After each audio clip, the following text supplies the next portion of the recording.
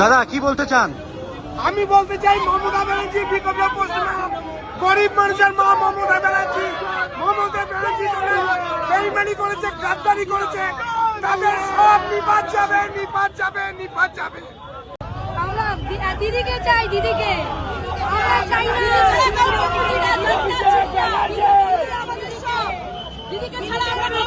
চাই না।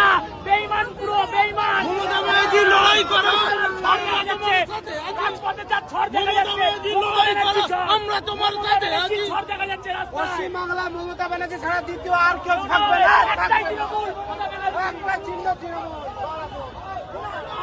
পালিয়ে মুখ রক্ষা করতে হবে। অনেক বড় বড় ভাষণ চলছে বিজেপির রেশন, আর আপনাদের মুখোশ খোলাটাই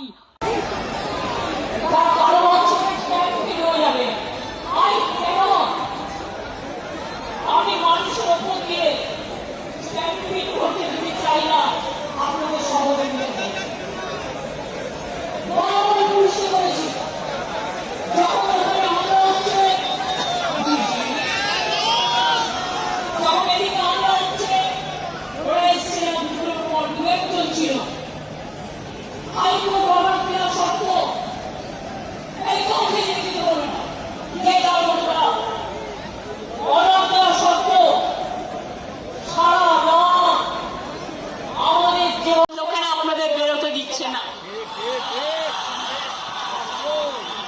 পুলিশ নিয়ে ঘুরতে হচ্ছে। আমার কিন্তু কোনো সিকিউরিটি নেই, আমি একা। আপনার আমার সিকিউরিটি, অভিষেকের কোনো সিকিউরিটি নেই, আমরা কিন্তু একা। আজকে আপনারা কেসকে ভয় পাচ্ছেন, তাহলে অভিষেকের বিরুদ্ধে কত কেস হয়েছে? 400 কেস। ওরা তো ভয় পাচ্ছে না, কারণ জানে এটা অসম্মান করবার, এটা ভয় দেখানো।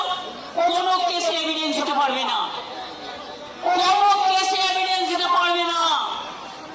প্রথমে বলছে থানায় এসো, তারপরে বলছে একজনকে দিয়ে এফআইআর করে নাও। এতদিন তারা সাধু ছিলেন। যদি তোমার কমপ্লেন থাকে এতদিন কেন এফআইআর করনি? হঠাৎ আজকে রাতের অন্ধকারে তোমাকে এফআইআর করাতে হচ্ছে পুলিশ। আমি এই পুলিশকে চিনি না। আমি মনে করি পুলিশ নিরপেক্ষভাবে কাজ করবে। আর আমি সব কমিউনিটি, সর্বধর্ম সমন্বয়কে বলি, আপনারা ভয় পাবেন না। এই রেড রোডে 7 দিন আটকে রেখে দিয়েছিল যোগা করবে বলে। কত বড় যোগী এসে গেছে। আর ঈদের নামাজ পড়তে দেওয়া হয়নি, পারমিশন ক্যান্সেল। আমরা মেয়র রোড চেয়েছিলাম, দেয়নি। রেড রোড চেয়েছিলাম, দেয়নি। ভিক্টোরিয়া চেয়েছিলাম, দেয়নি। আমরা ডোরিনা ক্রসিং চেয়েছিলাম, দেয়নি। তা সত্ত্বেও দেখুন আদালত যা বলেছেন, মাননীয় আদালত। আমরা আইনকে বিশ্বাস করি, আইনকে ভালোবাসি, আমরা তাই আইনের কথাই চলছি। মনে রাখবেন, আগামী দিন বাংলায় সবাই মিলে জোট আমরা করার চেষ্টা করব।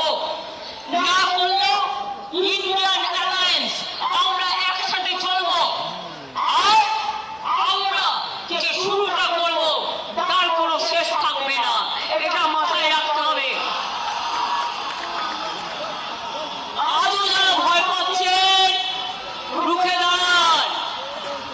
অনেক পরিবার আছে, পরিবাররা বলে যাবেন না। তাহলে আমাদেরও কি পরিবার নেই? গদ্দারি সব পরিবারের সবাই সমান নয়। পড়েছে দুজন, বের করে দিচ্ছি।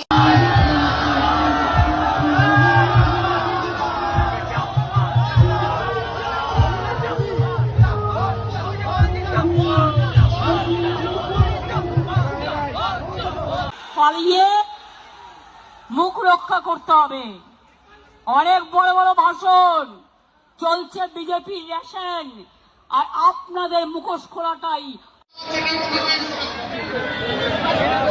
আমি